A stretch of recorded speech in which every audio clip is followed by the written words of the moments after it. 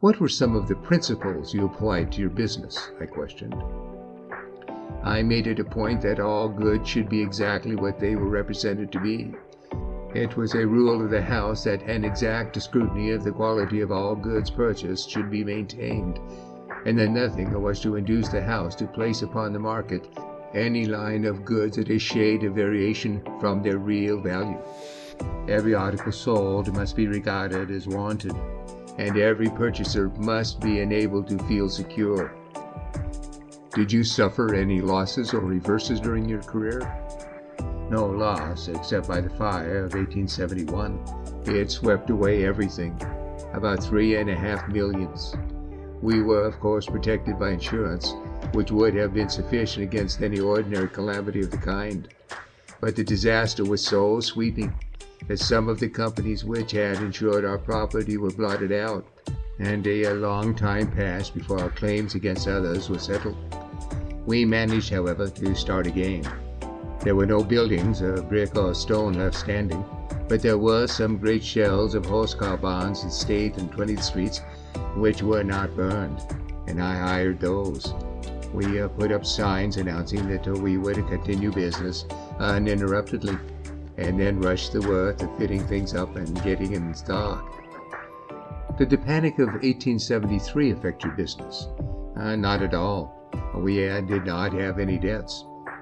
May I ask, Mr. Fields, what you consider to have been the turning point in your career, the point after which there was no more danger?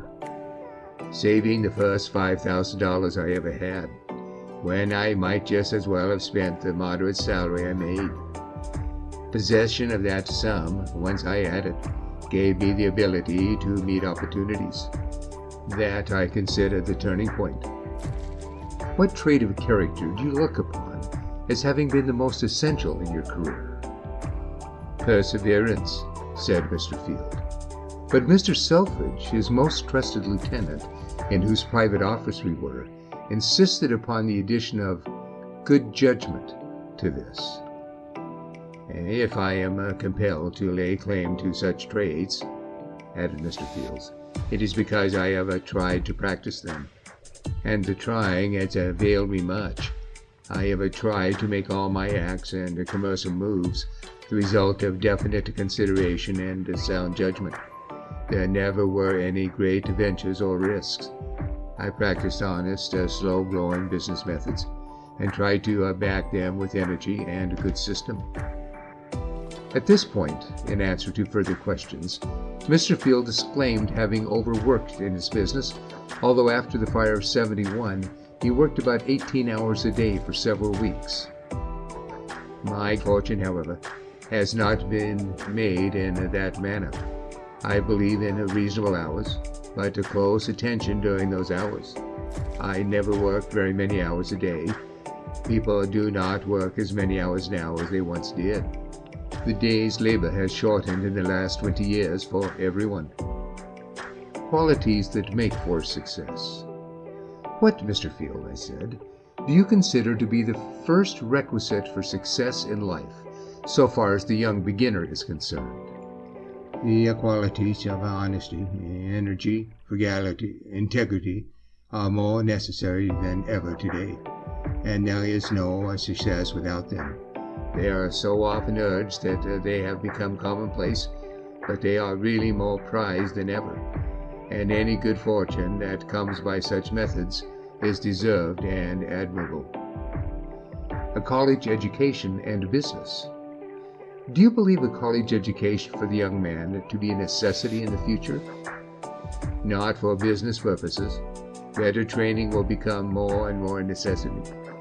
The truth is, with most young men, a college education means that just at the time when they should be having business principles instilled into them and be getting themselves energetically pulled together for their life's work, they are sent to college.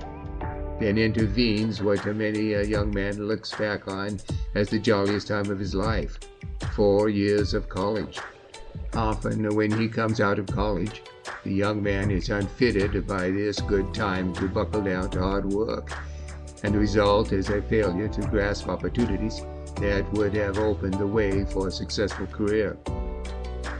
As to retiring from business, Mr. Field remarked, I do not believe that when a man no longer attends to his private business in person every day, he has given up interest in affairs.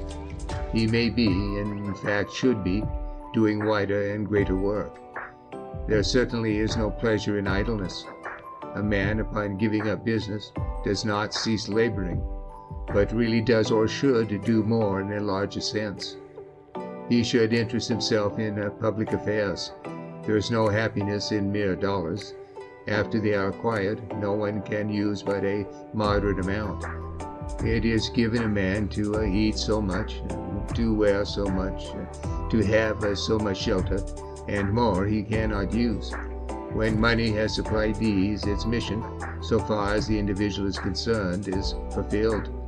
A man must look further and higher.